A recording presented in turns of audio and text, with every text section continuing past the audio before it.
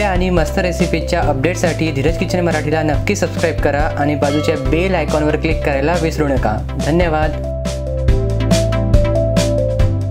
सर्वात अगोदर ग्रेव्हीसाठी आपण मसाला तयार करून घेणार आहोत। त्यासाठी इथे मी 2 कांदे आणि 1 खोबऱ्याचा तुकडा गॅसवर भाजून घेतलेला आहे। आपण या भाजीला थोडासा स्मोकी फ्लेवर देणार आहोत।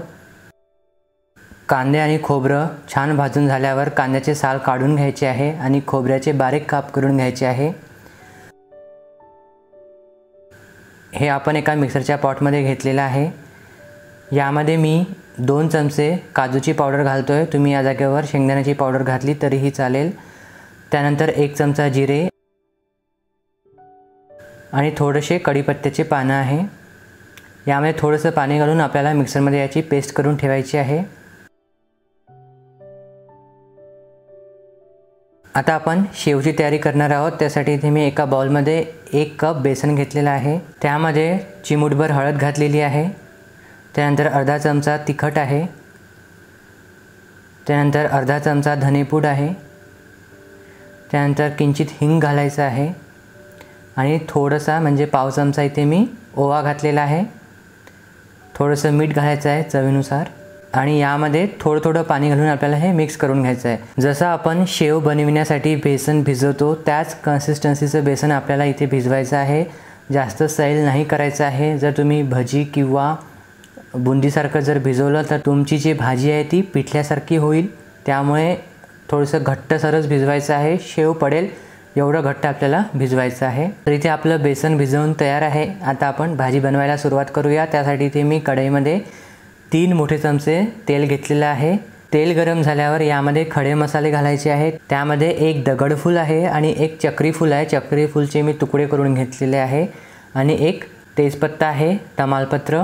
हा खडा मसाला घालणं खूप गरजेचं आहे। दगडफुलामुळे खूप छान चव येते जर तुम्ही फोडणीमध्ये दगडफूल घातलं तर। त्यानंतर 2 चमचे आपल्याला आलं लसणाची पेस्ट घालायची आहे। हे आपल्याला थोडा वेळ परतून घ्यायचं आहे। त्यानंतर जे आपण वाटून घेतलेलं आहे कांदा आणि खोबऱ्याचं ते यामध्ये घालायचं आहे। हा मसाला आपल्याला कमीत कमी 5 ते 6 मिनिटं परतून घ्यायचा आहे लो टू मीडियम फ्लेमवर।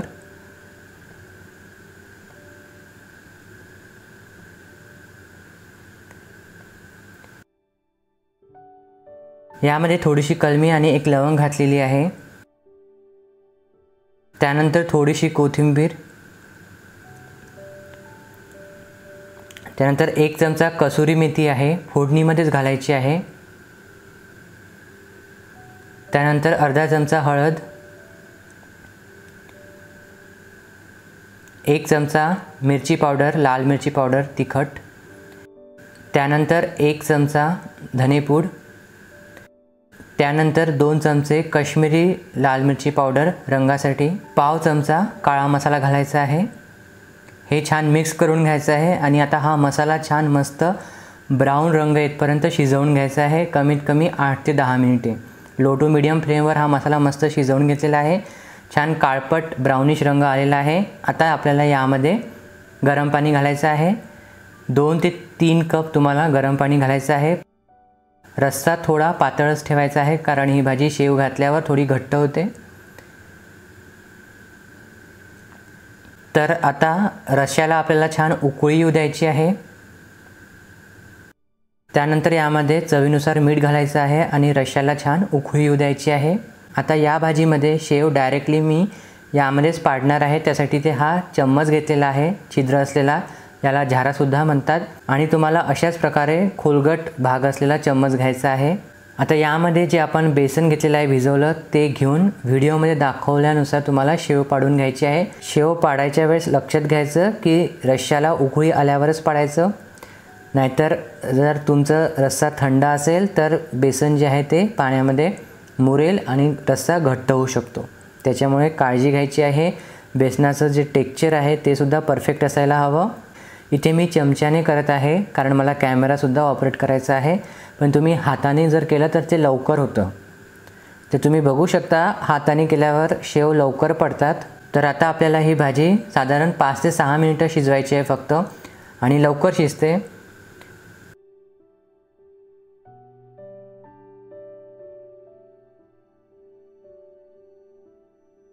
भाजी आपली ऑलमोस्ट शिजत आलेली आहे.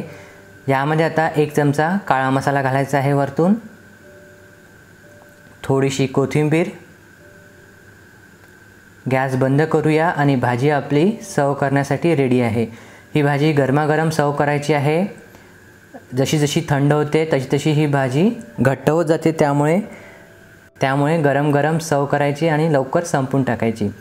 तर याचं सर्व साहित्य खालील डिस्क्रिप्शन बॉक्समध्ये दिलेलं आहे, तर नक्की बघा. धन्यवाद.